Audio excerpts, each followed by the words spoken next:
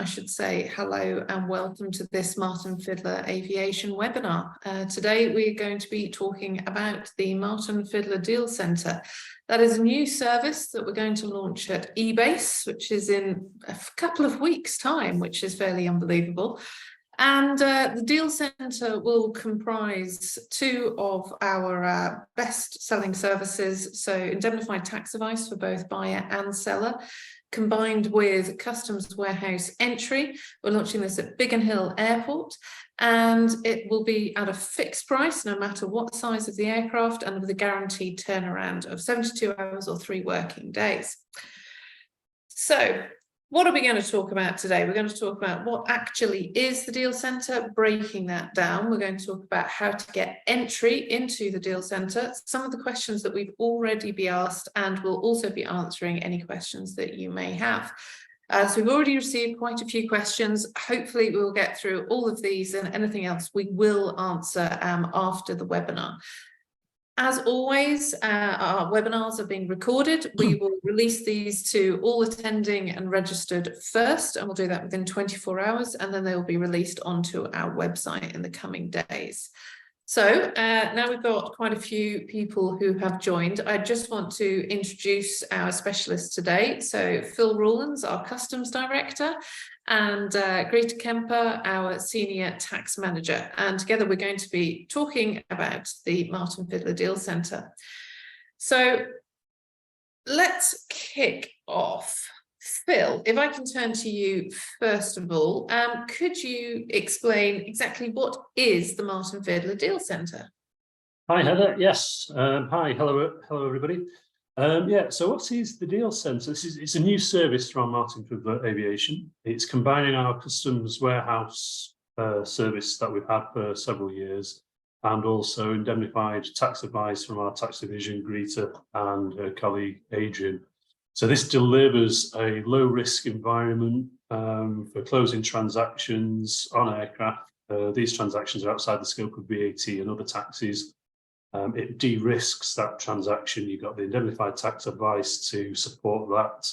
And all this we can deliver. It's going to be at a fixed price. And as you've already mentioned, it's going to be a 72-hour or 3 working day turnaround. And all this is going to be located at a dedicated business airport, in this case, Biggin Hill, which, as most people know, has got a fantastic range of services on site which can support the transaction. Any additional services, there's a range of MROs there, paid shops, etc. So there's a whole range of support services to help with closing that transaction. Perfect, thank you so much, Phil. Greta, sort of talking about when the 72-hour turnaround time is going to start. Obviously, there's going to be some documentation that we will require in advance of that. Would you mind just talking us through what will be required from the clients in this area? Yes. Hello, everybody. Obviously, what we need to do, as we do for every single piece of tax advice we ever provide, we need to go through our normal onboarding process. And that requires that we produce a letter of engagement, which details the background and the scenario for the transaction. We would send that out to the client, in which would be both parties to a transaction, the seller as well as the buyer, with a list of the due diligence information that we need. The onboarding process requires that we get the letter of engagement back, signed by both clients once they've read it and are happy with it. And once we get the sufficient due diligence information, which we're legally obliged to obtain and check. Obviously, the quicker that the letter of engagement and the due diligence are returned to us, the quicker that we can get into the Deal Centre service. Where you're acting as an intermediary for your client to us, you will be aware if your client is complicated or has a complicated background and structure. Clearly, that may take longer to process through the due diligence process. So the quicker that starts, the better. The purpose of the due diligence, which I'm sure you're all aware, is to identify essentially the identity of the UBO, potentially any shareholders, the relevant corporate parties involved, and or the corporate representative where there's an intermediary such as a lawyer, a broker, etc. The other point, obviously, that we're aiming to identify is the source of wealth for the funding for the purchase. Once all of this is complete, we will notify you that we are ready to go ahead. And at that point, the 72-hour clock or the 3 working day process can start. Perfect. Thank you so much, Greta. So, Phil, turning back to you, when the clock starts, what actually happens? So what happens within the 72-hour period? Yeah, so as Greta says, once we've cleared that due diligence element, we will then start preparing the tax advice, and that's tax advice for both the selling party and the buying party. So both parties get the benefit of that advice. That lays out the relevant legislation in the UK that allows the customs warehouse to be used, the VAT position, etc. So that would give comfort to both parties in that transaction, of sort of, you know, how it's de-risked and how that sort of works from a legal and regulatory perspective. In tandem, we also start preparing the customs entry documentation ready for the aircraft to arrive. We build that against our customs warehouse approval, allocate the relevant slot in our systems in readiness for the aircraft to arrive. So once all that's been prepared, we've got the tax advice prepared, we've got the customs documentation prepared. We then issue that, and once that's issued to the client, that then confirms that the service is ready to go. They've got the tax advice in their hands, and then after that point, it's just a case of waiting for the aircraft to arrive. Okay, great. And so do they need to do anything else to get into the customs warehouse, into the deal centre, or what happens once everything is ready to go? Once everything is ready to go, it's just simply a case of notifying us once the aircraft's arrived. So you just book your aircraft in with, you know, whichever party is physically supporting your aircraft at Biggin Hill, be it an MRO or the handler, and we take care of everything else. We deal with all the processing with customs. There's no reporting needed by the flight crew or anybody like that. It's just their normal immigration clearances if necessary. There's nothing additional needed to do. We take care of everything. Perfect. And what about, because we all know that transactions don't always go as smoothly as we hoped that they were going to do. Sometimes additional maintenance is required, either during the transactional period or after the transaction is closed. What else is possible within the deal centre? What additional services could be available? Well, depending on the scenario, there's a range of additional services that we can help assist with. Obviously, some of those services are going to come from on site. So what we can do in the customs warehouse and the deal centre is the PPI inspection. That can be done in the deal centre. Should something come out of that inspection that requires maintenance, if it's a significant input that's required, what we can then do without moving the aircraft is we can transfer that into another customs regime called inward processing. So we can do that seamlessly. Equally, if everything's fine with the PPI inspection, your transaction closes, what happens afterwards? We can do UK imports. Again, we can do that on site. You don't need to move the aircraft. We can advise on that if it's a qualifying import or how the VAT recovery may work. Equally, if you want an EU import, we can do that. The aircraft will have to move over to Rotterdam to do that, but we can align that up so it immediately follows the deal centre. Again, that can be with advice if you need that, and that again would be another seamless bolt-on, if you like. So it's additional service that we can just put on very, very quickly and swiftly. Equally, if you've got upgrade works post the transaction or a repaint or anything like that, we've got a range of additional customs approvals that we can switch on pretty much seamlessly. That can just follow on the transaction. So, you know, whatever happens either during the transaction or afterwards, it can be totally seamless to move your aircraft into the next phase. Thank you very much, Phil. So, Greta, we now understand what the deal centre is. How do you access it? How do you start the process? Okay, to be honest, it's very straightforward. You either contact us by phone or by email. There will be a list of contact details provided at the end of this webinar. We would clearly need the details of the transaction, the parties involved, etc. And then the customs team will manage the whole process, and the VAT team, the VAT advisory team, will manage the tax advice for you. And obviously we will coordinate between ourselves, and that's it. Perfect. So contact us, come armed with the due diligence, and we're good to go. So some of the questions that we have received to date, one of them was why London Biggin Hill? So Phil, I think you've already touched upon the facilities, the amazing facilities that they have over there, but maybe just give a slightly longer answer than that for why Biggin Hill? Yeah, absolutely. Martyn Fiddler Aviation have been working with Biggin Hill Airport for many, many years. My colleague Martyn Fiddler, who some of you will know, established a customs warehouse there, I think 10 to 14 years ago. So we've got a long-established relationship with Biggin Hill. This, part of this product is tried and tested. So there's a pedigree to what we're delivering here. We know all the services on site are absolutely, top class services. There's a range of MROs on site, there's a paint shop on site, there's handling services on site. There's a fantastic range of aircraft that can be serviced there and PPIs, etc. So it's just a no-brainer to use Biggin Hill. It's a dedicated business airport. That means for your aircraft operations, you're not competing with scheduled or commercial airlines to get slots or anything like that. So that dedication to the business aviation area, it just makes it, like I say, a no-brainer to use that facility. And will there be other airports down the line? Yes, absolutely. Watch this space. Click, follow, subscribe, as they say. We'll be announcing further details on that in the summer. Perfect. Thank you very much, Phil. Greta, turning to you, maybe you'll talk a bit more about the tax opinion that will be provided to the buyer and seller and the liabilities that tax opinion will cover. Okay. Section 18 of the UK VAT Act. I promise that's the only legal reference I'll give you here, but it essentially allows for VAT-free sales on transactions when the aircraft is in a UK customs warehouse. That means there would be no UK VAT on the sale, and consequently from the seller's perspective, there is no requirement to register for UK VAT because clearly there's no UK VAT to account for.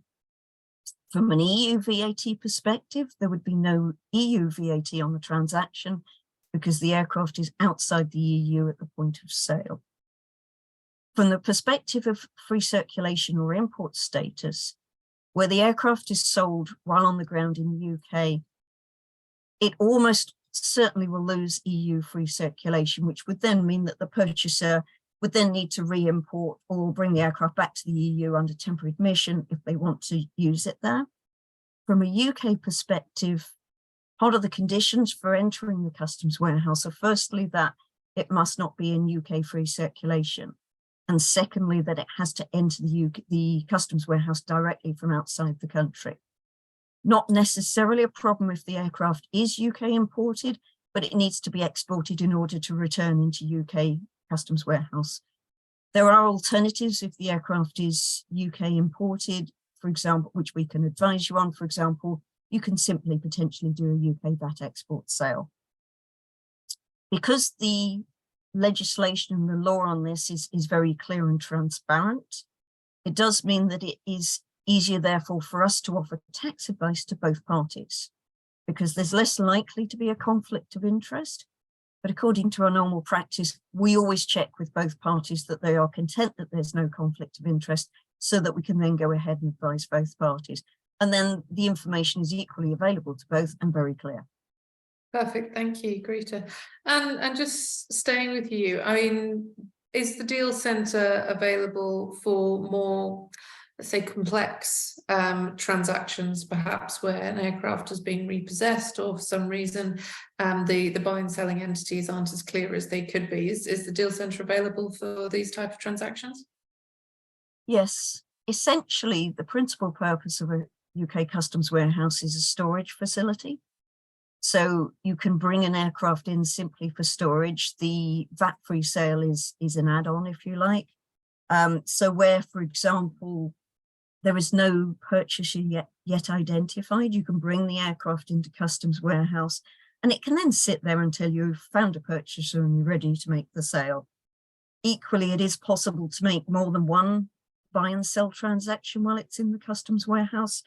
For example, or for financial parties where there's an issue with the aircraft, it can sit there until it's ready to be sold or possibly to be moved to another customs procedure.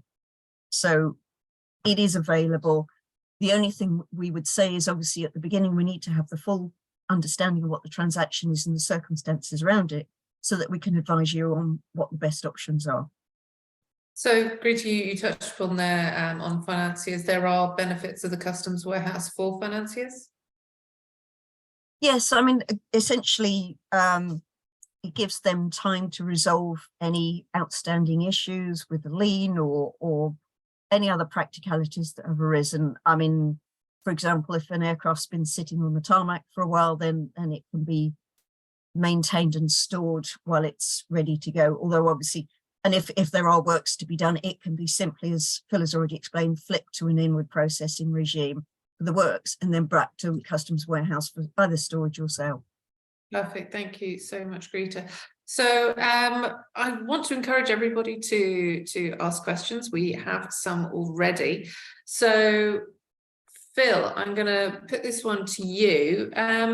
Is PPI included within the deal centre? How does that work? The PPI, you will need to be arranged with your service provider for that aircraft type. So we don't provide the inspection services. That's not something we cover. We just provide the tax advice and the customs cover for the customs warehouse. Any other services on site, you need to arrange that with the provider at Biggin Hill. The facility we have within the customs warehouse only permits the PPI inspections to take place. The way these customs approvals are laid out, every one of them is different and unique. So not every customs warehouse location or approval will have the ability to have a PPI inspection carried out within the customs warehouse. Some locations or some providers may need to put you into a different regime, whereas we've specifically designed ours to cater for that PPI. So yes, it can be done under the customs warehouse, but that is a service provided by your normal maintenance provider. Thank you very much, Phil. Greta, I think this is a good question because I think we use this term quite a lot and it could be confusing, but what actually is an indemnified tax opinion? Why would you want an indemnified tax opinion as opposed to just a normal tax opinion or my tax opinion or opinion on tax, that is? Well, it's basically an insured tax opinion. So if there is a problem, then the client has some recourse. Obviously, all of our tax advisors are professional, fully trained tax advisors, but it adds the insurance element to the advice for both parties. Okay, simple, straight to the point. Brilliant. Thank you very much. Phil, one for you here. Can you change the registration of the aircraft within the deal centre? Yes, absolutely. Again, that's another one we've ensured is included into our customs warehouse approval and the deal centre. So the deregistration, the re-registration, the changing the decals, the repaints on the exterior of the aircraft, the interior plates that need to be changed and recoding the transponders, all those types of work related to the deregistration, re-registration absolutely can be done in the deal centre. Brilliant. And I have a question here, and either Greta or Phil, completely over to you who answers this. What about if an aircraft has previously been imported into the UK? Is that a problem? Can it go in, or is it something else that has to happen first? I'll take that one. If it's a aircraft that's currently in free circulation or home use in the UK, it can't directly enter the deal centre or the customs warehouse. So there's two options with that. We can, or Greta can certainly advise on what's considered an export sale, which can remove the VAT element from that transaction, or depending on the parties involved in the transaction, we can export the aircraft out of the UK and then bring the aircraft back into the deal centre at that point, but it can't directly enter the customs warehouse being UK goods. We've got to export it first prior to that. Like I say, two options. You can either take advice on an export sale or absolutely export and bring it into the deal centre. Perfect. Thank you so much, Phil. So thank you, everybody. Thank you for all of your questions. Any more questions, please do email me at heather.gordon@martynfiddler.com. We will answer those, get them back to you. We will be sending you a copy of the recording of this video within 24 hours, and we will release more generally next week. Please remember, if you would like to speak to us about the Deal Centre, we will be having a dedicated day at eBase. That's the Wednesday of eBase to meet with either Phil or Angie to discuss this. Please do make your appointment now. And that just leaves me to say thank you to everybody for joining us, and we hope to see you at eBase very soon. Do not forget our drinks on the Tuesday. We'll be having a drink celebration on our stand as well. So thank you very much. Thank you, Phil. Thank you, Greta. And I will close this now. Thank you.